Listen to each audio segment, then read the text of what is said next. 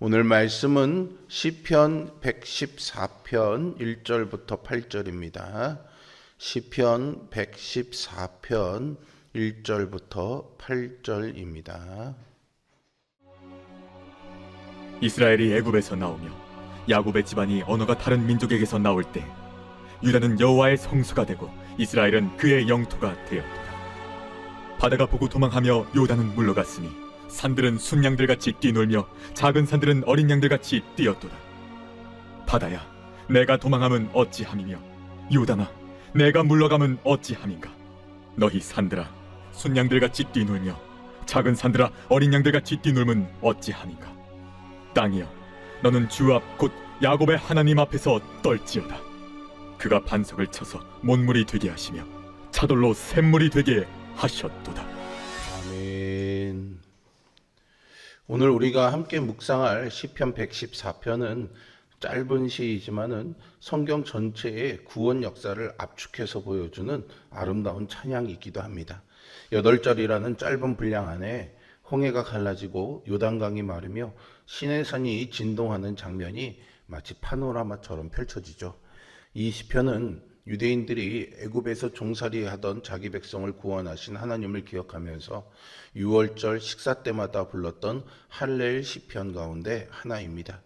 이스라엘은 이 노래를 부르면서 그냥 옛날 출애굽 사건을 추억한 것이 아니라 그때 역사하셨던 하나님이 지금도 동일하게 살아계시면서 자기 백성을 구원하신다라는 사실을 고백했습니다. 시인은 이 모든 사건의 배후에 계신 한 분, 곧 자연 만물을 친히 다스리시는 창조주 하나님을 노래합니다. 출애굽의 하나님이 곧 창조주 하나님이시다라는 이 고백은 오늘 우리에게도 동일하게 적용해 볼 수 있습니다.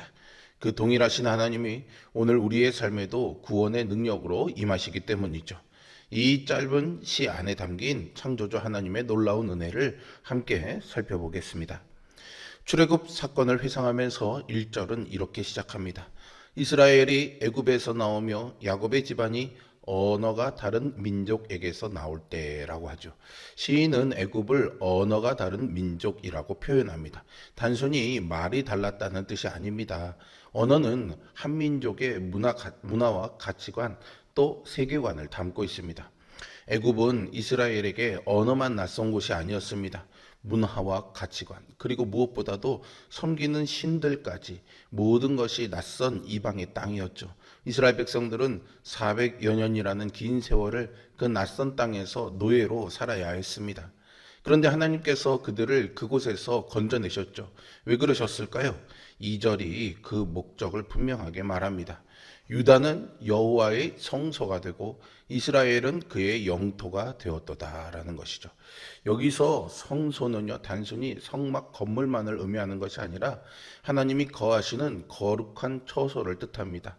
또 영토는 하나님의 통치 영역, 곧 하나님이 왕으로 다스리시는 나라를 의미하는 거죠. 그래서 출애굽 이후에 가장 먼저 하신 일이 성막을 짓게 하신 것입니다. 하나님께서는 내가 그들 중에 거할 성소를 그들이 나를 위하여 짓되라고 출애굽기 25장에서 말씀하시며 성막 지을 것을 명하십니다. 다시 말하면 출애굽의 목적은 단순히 노예 생활에서 벗어나는 것이 아니었죠. 노예에서 자유인으로의 신분의 변화보다 더 깊은 차원의 목적이 있었습니다. 그것은 하나님이 자기 백성 가운데 직접 친히 거하시는 새로운 공동체를 세우기 위해서였습니다. 하나님이 자기 백성과 함께하기 위해서였지요. 신약에 이르러서 이 진리는 더욱더 분명해집니다. 예수님께서 12제자를 세우실 때에도 이와 동일한 순서를 분명히 보여주셨는데요. 마가복음 3장 14절은 이렇게 기록합니다.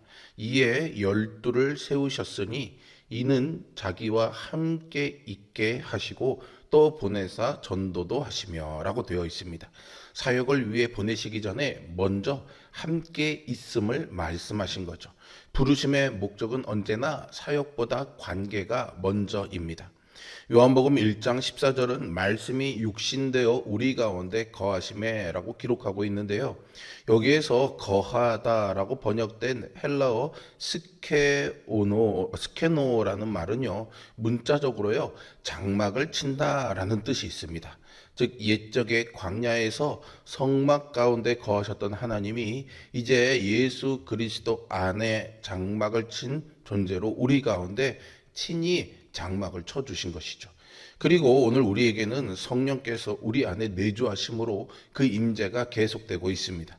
우리가 섬기는 하나님은요, 멀리 계신 분이 아니라 지금도 자기 백성 가운데 친히 거하시며 우리의 삶을 다스리기를 기뻐하시는 임마누엘의 하나님이십니다.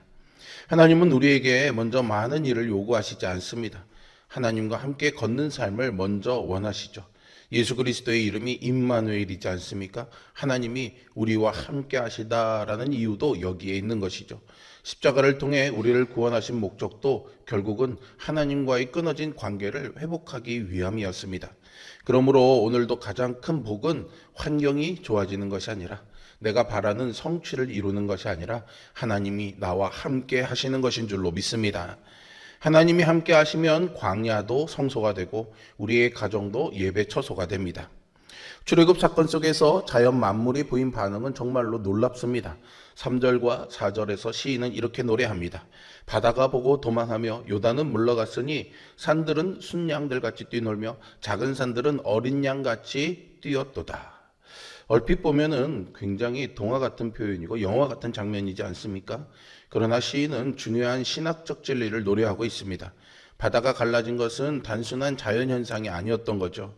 요단강이 멈춘 것도 우연이 아니었습니다. 시내산이 진동한 것도 지진 때문만이 아니었습니다. 창조주께서 임하시자 피조물이 마치 인격을 가진 것처럼 창조주의 권위 앞에 순종한 것이죠. 홍해가 갈라지고 요단강 물이 마르며 시내산이 진동한 것은 단순한 자연현상의 기록이 아니고 시인의 상상력에서 나온 것이 아닙니다. 창조주 하나님의 임재 앞에서 피조물 스스로가 반응한 실제 장면인 것이죠. 특별히 도망했다라는 표현은요, 전쟁에서 패한 군대가 황급히 달아나는 모습을 묘사하는 단어입니다. 홍해는 자기 힘으로 갈라진 것이 아닙니다. 자기 주인을 알아보고 물러난 것이죠. 또 뛰놀았다라는 말은 어린 순양이 통제되지 않고 경쾌하게 깡총깡총 뛰어다니는 모습을 그리는 단어로요. 두려움과 경이로움이 한데 섞인 뒤섞인 반응을 표현하고 있습니다. 시인은 산들조차 하나님의 임재 앞에서 감격과 두려움 가운데 반응하는 모습을 이렇게 의인화해서 표현하고 있는 것이죠.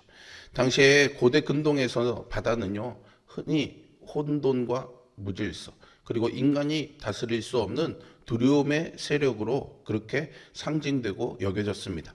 이스라엘의 이웃 민족들은 바다를 다스리는 신과 폭풍우를 다스리는 신을 따로 섬기면서 그 위력 앞에 굴복했죠. 그러나 시편 저자는 그 바다조차도 여호와 앞에서 도망하는 피조물에 지나지 않는다라고 선포하고 있습니다. 산들이 뛰노는 모습도 마찬가지입니다. 고대인들에게 산은 신들이 거주하는 견고하고 흔들리지 않는 처소로 여겨졌습니다. 그런데 그 견고한 산조차 창조주 앞에서는 어린 양처럼 뛰노는 연약한 피조물일 뿐입니다. 그래서 5절과 6절에서 질문하죠. 바다야, 내가 도망하면 어찌함이며 요단아, 내가 물러가면 어찌함인고 너희 산들아 순양들같이 뛰놀며 작은 산들아 너희가 어린 양들같이 뛰놀면 어찌함인가. 이 질문에는 정작 답이 필요하지 않습니다. 답은 이미 7절에 예비되어 있기 때문이죠. 시인은 다만 창조주 앞에서 어찌할 바 모르는 피조세계의 생생한 모습을 독자들 앞에 펼쳐 보일 뿐입니다. 이처럼 창조주 하나님의 거룩하신 위엄 앞에서는 사람이 두려워하는 가장 강력한 세력조차 그것이 바다이든 산이든 떨며 굴복할 수밖에 없습니다. 이 모습은 신약에서도 그대로 이어지죠. 예수님께서 풍랑을 꾸짖으시자 바람과 바다가 즉시 잠잠해졌습니다. 제자들이 놀라면서 그가 누구이기에 바람과 바다도 순종하는가 라고 말하죠. 그 이유는 예수님이 바로 창조주 하나님이시기 때문입니다. 우리가 믿는 하나님은 지금도 자연과 역사와 우리의 인생을 다스리시는 줄로 믿습니다. 우리에게 때로는 홍해 같은 문제가 있고 요단 같은 장애물이 있습니다. 그러나 그 모든 것보다 크신 분이 하나님이시라는 사실을 잊지 마십시오. 우리가 문제만 바라보면 두려움이 커집니다. 그러나 하나님을 바라보면 문제는 하나님 명령 앞에 순종하게 됩니다. 시편은 이제 마지막에 이렇게 외칩니다. 땅이여 너는 주 앞에 곧 야곱의 하나님 앞에서 떨지어다. 이 명령은 바다와 산을 향했던 앞저들과는 다르게 이제 땅에 발을 딛고 살아가는 예배자인 우리를 향한 부르심입니다. 여기서 떨다라는 말은 단순히 무서워 떠는 것이 아닙니다. 압도적인 존재 앞에서 온몸이 흔들리는 경외심을 말하는 것인데요. 주목할 것은 이 구절에서 하나님을 부르는 칭호입니다. 여기서 하나님을 주라고 부르고 있는데 이것은 주인, 소유자라는 뜻이죠. 창조주 앞에서 떤다는 것은 결국 피조물이 자기 주인을 인정하고 본래 있어야 할 자리로 돌아가는 예배 행위입니다. 이는 두려움에 압도되어 움츠러드는 것과는 다른 차원의 것입니다. 오히려 자기 자신의 참된 진리를 발견함으로써 얻는 안식에 가깝습니다. 우리는 하나님을 믿는다고 하면서도 종종 내 삶의 주인이 내가 되려고 합니다. 그러나 참된 예배는 하나님을 내 삶의 주인으로 인정하는 데서 시작됩니다. 시인은 마지막으로 8절에서 광야의 한 장면을 떠올리죠. 그가 반석을 쳐서 뭇물이 되게 하시며 차돌로 샘물이 되게 하셨도다. 이것은 출애굽기 17장과 민수기 20장에 기록된 사건을 가리킵니다. 이스라엘이 광야에서 목이 말라 죽게 되었을 때 물 한 방울 날 것 같지 않은 단단한 반석에서 생명의 샘이 흘러나온 사건이죠. 사도 바울은 고린도전서 10장 4절에서 그 반석이 바로 그리스도를 가리킨다라고 말씀하고 있습니다. 예수님은 십자가에서 자신이 깨지심으로 우리에게 영원한 생명의 물을 흘려 보내주셨죠. 그래서 복음은 우리의 메마른 영혼을 살립니다. 우리의 마음이 아무리 굳어 있어도 하나님께서는 그 반석에서도 생명샘을 터뜨리실 수 있습니다.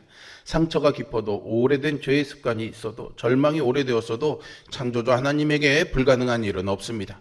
창조주 앞에서는 바위처럼 단단한 인간의 완고함도 오래도록 아물지 않은 상처도 생명샘이 흐르는 복된 통로로 변화될 수 있습니다. 하나님이 임재하시는 곳에서는 언제나 생명이 시작됩니다. 이것은 우리의 노력과 수고로 결단으로 이뤄내는 변화가 아니라 반석을 쪼개신 그 손이 지금도 우리 삶 가운데 동일하게 역사하시기 때문에 가능한 은혜인 줄로 믿습니다. 시편 114편은 단지 출애굽의 역사를 기억하는 노래가 아닙니다. 출애굽의 하나님이 오늘도 살아계신다는 믿음의 고백입니다. 그래서 이 시편은 아직 속박 가운데 있는 자에게는 해방의 날을 기대하게 하고 이미 해방된 자에게는 그 놀라운 은혜를 다시금 기억하게 하며 광야 같은 인생길을 지나는 자들에게는 영원한 본향을 소망하게 합니다. 무엇보다 이 시편이 우리에게 들려주는 궁극적 메시지는 바다를 갈라지게 하시고 산을 뛰놀게 하신 그 창조주의 위엄이 결국은 우리 가운데 거하시기 위함이었다는 사실입니다. 그 임마누엘의 약속은 예수 그리스도 안에서 완전히 이루어졌고요. 오늘 우리 각자의 삶에서도 여전히 진행 중입니다. 그러므로 하나님이 부르신 예배의 자리와 기도의 자리에서 그분의 임재 앞에 나아가 그분의 높고 위대하심을 함께 찬양하기를 원합니다. 단단했던 반석에서 물이 솟아나듯 우리의 굳어진 모든 것이 생명샘이 흐르는 복된 통로로 변화되는 은혜가 있기를 소망합니다. 오늘도 그 하나님 앞에 머무르십시오. 말씀 앞에 기도의 자리에 예배의 자리로 나아가십시오. 그분의 임재가 있는 곳에는 우리의 두려움은 평안으로, 우리의 광야는 샘으로, 우리의 굳어진 마음은 생명의 통로로 변화될 것입니다. 오늘도 우리와 함께 하시는 창조주 하나님을 신뢰하며 담대하게 살아가는 우리 모두가 될 수 있기를 주님의 이름으로 축복합니다. 기도하겠습니다. 사랑과 은혜가 풍성하신 아버지 하나님, 귀한 하나님의 말씀 붙잡고 살아가기를 소망합니다. 우리의 생명을 구원하시기 위해 천지만물을 주관하시고 다스리시는 하나님의 섭리를 이스라엘의 구원 역사를 통해 다시 한번 돌아보게 됩니다. 그저 옛 이야기, 우리의 마음에 감동을 주는 이야기가 아니라 오늘 우리의 삶에서도 여전히 진행 중이고 이루어지는 현실의 사건임을 우리의 마음에 새기고 소망하는 마음이 있게 하여 주시옵소서. 우리의 눈에 거대해 보이는 이 천진만물의 자연의 섭리도 결국은 하나님의 손 안에 있다는 사실을 기억하게 하여 주시며 홍해 같은 큰 문제도 요단 같은 큰 장애물도 산과 같은 거대한 두려움도 우리를 절대 흔들 수 없음을 기억하게 하여 주시고 그 모든 것들을 쥐고 흔드시며 만들어 가시는 하나님의 은혜를 기억하며 용기 내어 믿음으로 살아가는 우리들 되게 하여 주시옵소서. 단단하고 메마른 우리의 심령을 깨시고 생명의 샘물로 흘러오신 예수 그리스도의 은혜를 소망하면서 오늘 하루도 이 은혜 가운데 살아가기를 구합니다. 오늘 저녁 월사금요 기도회로 모이는 자리에도 성령님 임재하여 주셔서 이 하나님의 놀라운 은혜가 뜨겁게 우리의 심령 가운데 임하도록 역사하여 주시옵소서. 예수 그리스도의 이름으로 기도합니다. 아멘.